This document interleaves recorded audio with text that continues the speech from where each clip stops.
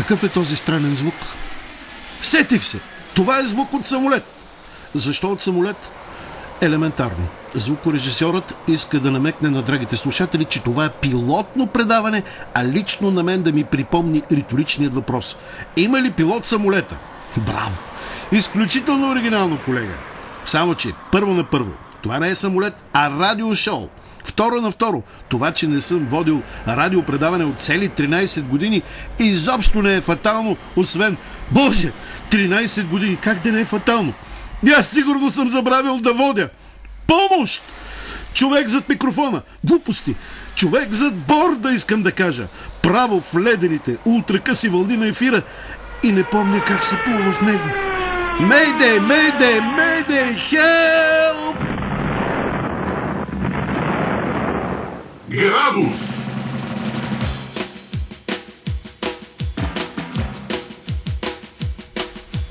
Дами и господа, ladies and gentlemen, приятели мои, в ефира на Радио Пловдив вие слушате пилотното издание на неделното шоу Градус. Без парашут зад микрофона съм мегаводещият Жоро Пев. Специалните ефекти и потресаващите джингли са на тон режисьора Веско Вълканов, а за музиката цялата отговорност поема музикалният редактор Мария Дамова. От тук до края на предаването ще сканирам околната действителност от остър, тъп и прав ъгъл, от 0 до 360, а на моменти и почти до 365 градуса за ужас на Питагор, Евклид и цялата им научна пасмина.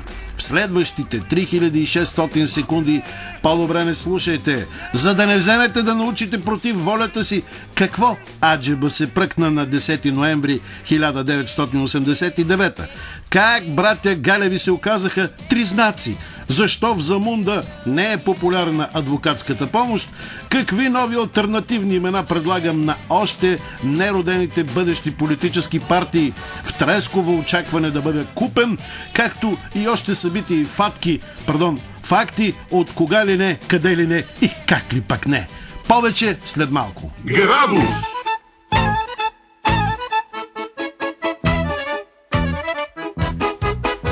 Прав ъгъл!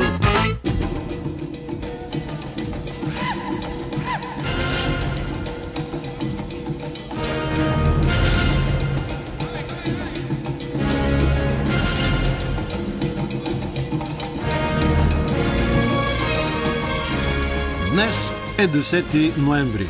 На тази дата се роди българският преход, каквото и да означава това.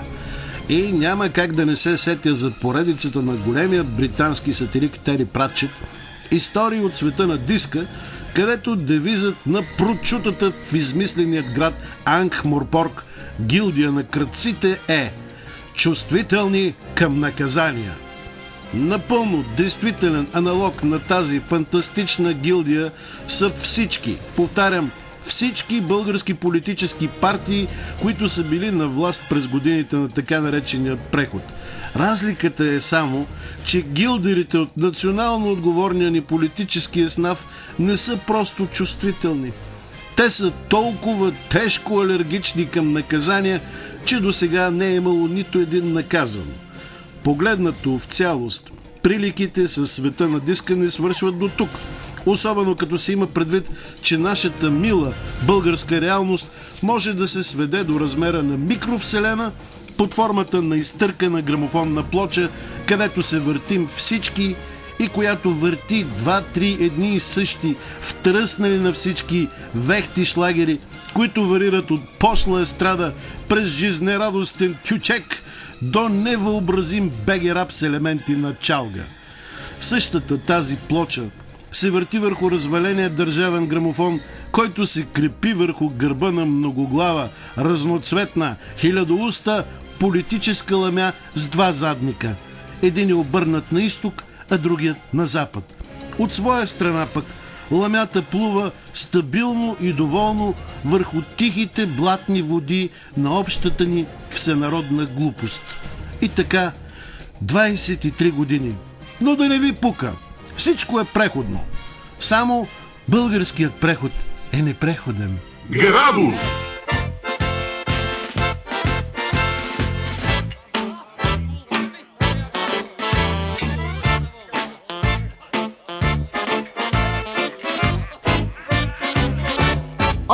център ъгъл.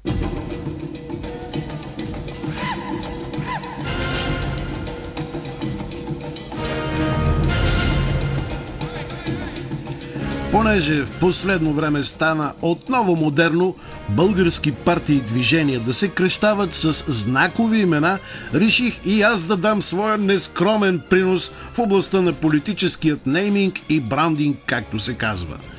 След партии като ДЕН, ДАР, ДАНО, ГЕРБ, ГОРД и чисто новата БАСТА е време да вкараме малко повече откровенност в именуването на различни политически субекти в тон с новите европейски тенденции за откритост и неприкритост към гражданите, респективно селяните.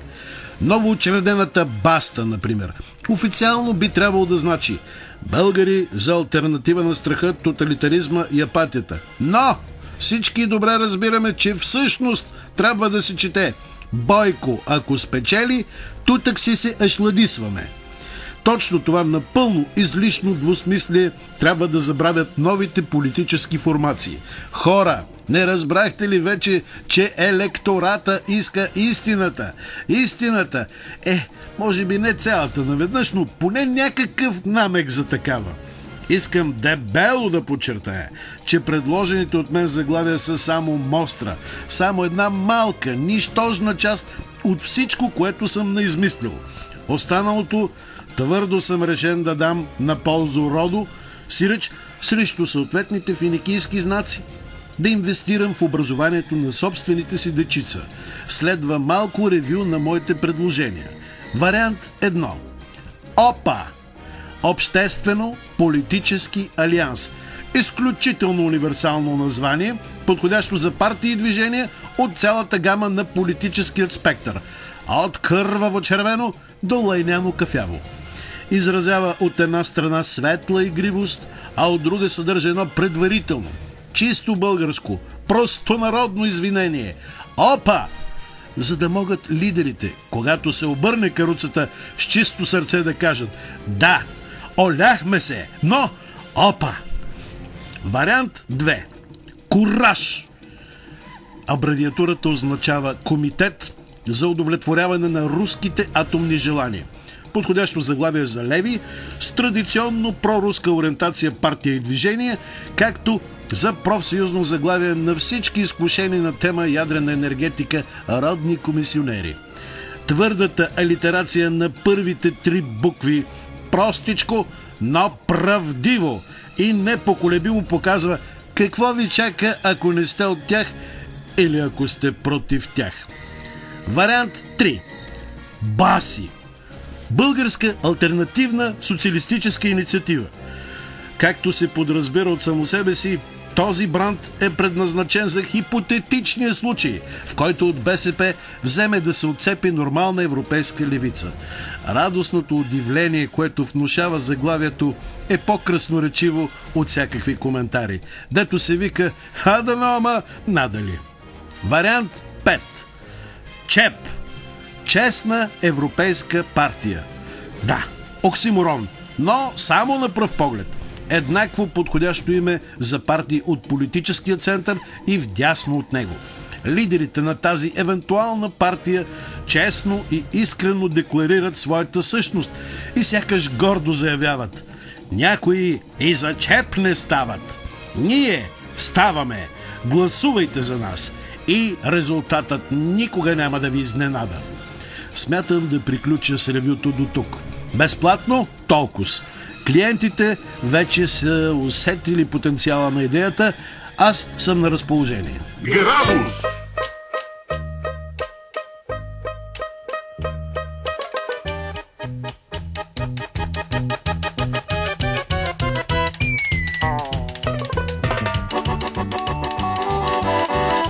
Класик градус.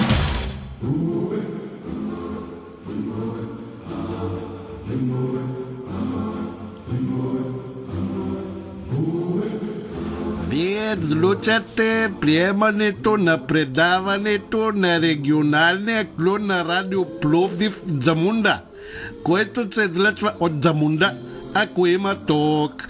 Около микрофоната съм Ngого. Това излъчване се осигурява благодарение на финансиране от проекта за нашата столица Бананго, световна столица на културата. А ако стане един месец, всичкото за Мундец ще се държи културно. Затова сега започваме да циклим поредица предавания, в които ще ви запознаем с нашето замунско културно наследство. Всички да млъкват, почвам да разказвам. Как са пръкнало първото замунски адвокат? Много старо легенда. Значи всички си мислят, че в Замунда адвокат не се намира хич. Ма това е много голямо заблуда и който си мисли така, нищо не подразбира. Първото сведения за този древно професия се крият в легенди на нашето народ. Легендата разказва, дето веднъж лъвът си търсело повод да изяде зебрата и я нарочило, дето е черно-бяла и дразни цветните животни. Дало и срок от 3 дни или да стане цветна, или да излапа. Зебрата са подиртило как да го изпълни царския заповед и отишло да пита мъдрото Марабу, дето всички си мислили, че много знае, понеже имало замислен вид. Маработо го мърдзяло, за да се отърве по-бързо от досадната зебра, както кълвяло едно авокадо и изтърцило.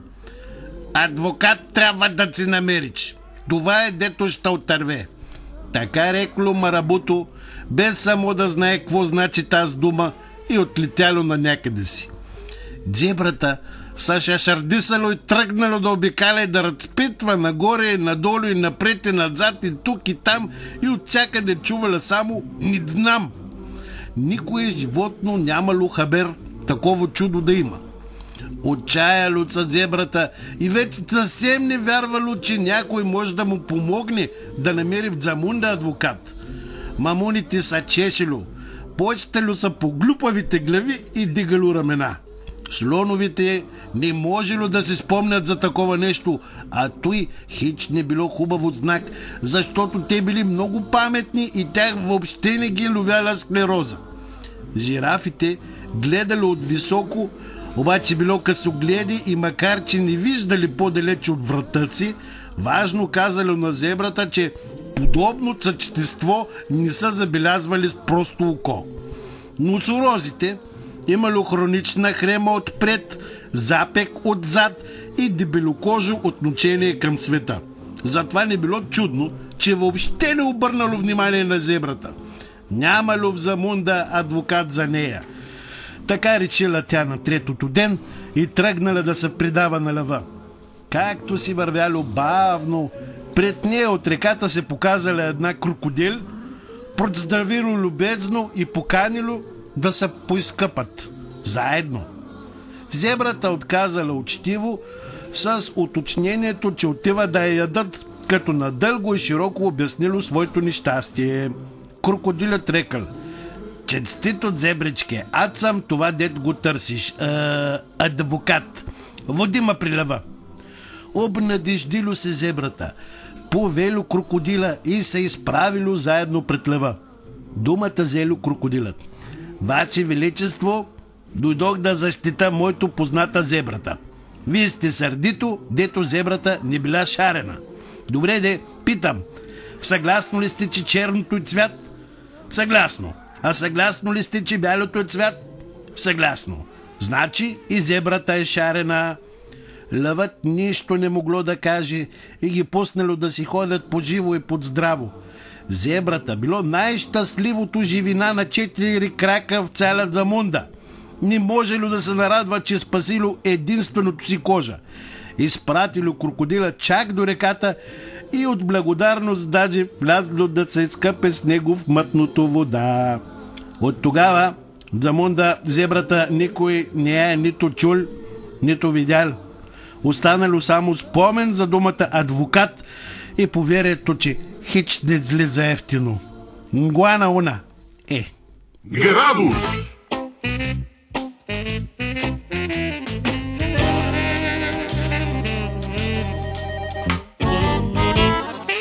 Тъп ъгъл.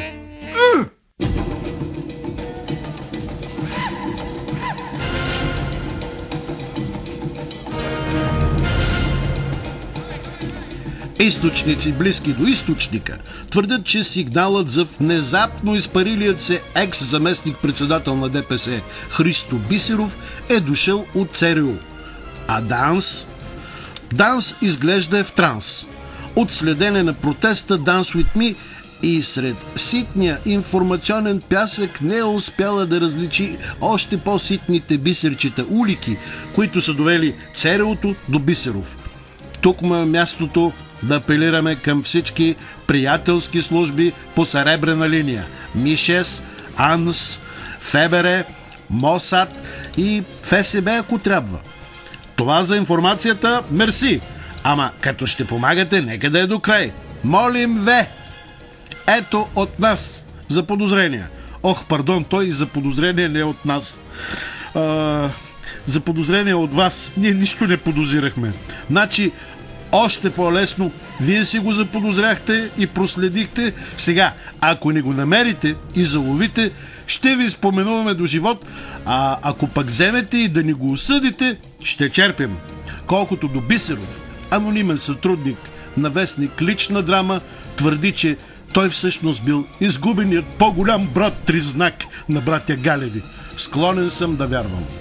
Градус!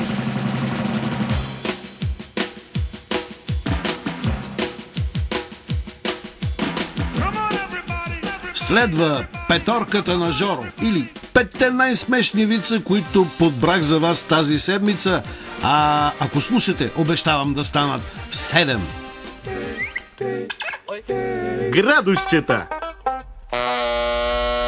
Шеф на фирма събира подчинените в офиса и държи мотивационна реч, която завършва с думите: всички се оплаквате от кризата, но заплатите ви тая година са с 35% по-високи. За разлика от коя година? Недоумяват служителите. За разлика от следващата. Градусчета. Мутроподобен тип влиза в аптека и без да поздрави, пита: капути има ли? Старата аптекарка го поглежда ледено и отговаря: минават от време на време. Градусчета. Седи си един човек вкъщи и си почива. Внезапно на вратата се звъни. Отваря той и гледа пред вратата 3 души в тежки защитни костюми, с противогази, 2 с автомати, 3 с запален огнемет. Мъжът гледа втрещен, а този с огнемета пита: извинете, вие ли дадохте вчера кръв за бактериален тест? Градусчета. Махмуд и Саид били 2 пакистанци, приятели, които просили в различни квартали на Лондон. Саид всяка вечер носил в къщи няколко монети от по 1-2 лири, докато Махмуд всяка вечер се връщал вкъщи с куфър пълен с 10 лирови банкноти. Имал вече дом с изплатена ипотека, а в гаража му стоял Мерцедес. Веднъж Саид попитал Махмуд: кажи ми, защо така се получава? Аз работя не по-малко от теб, усърдно събирам милостиня, но нося в къщи много по-малко от теб. Кажи ми, какво ти е написано на табелката, с която събираш милостиня? Попитал Махмуд. На моята табелка е написано: аз съм безработен, който издържа сам жена и 6 деца. Помогнете. Разбира се, че няма нищо да направиш с такъв надпис. Аз съм написал: не ми стигат 10 лири да се върна в Пакистан. Градусчета. Има стара китайска мъдрост: наречи човека 1000 пъти свиня и той наистина ще се превърне в свиня. И верно, още след първата седмица новоназначеният катаджия Петров взе да се заглежда по мъже. Градус!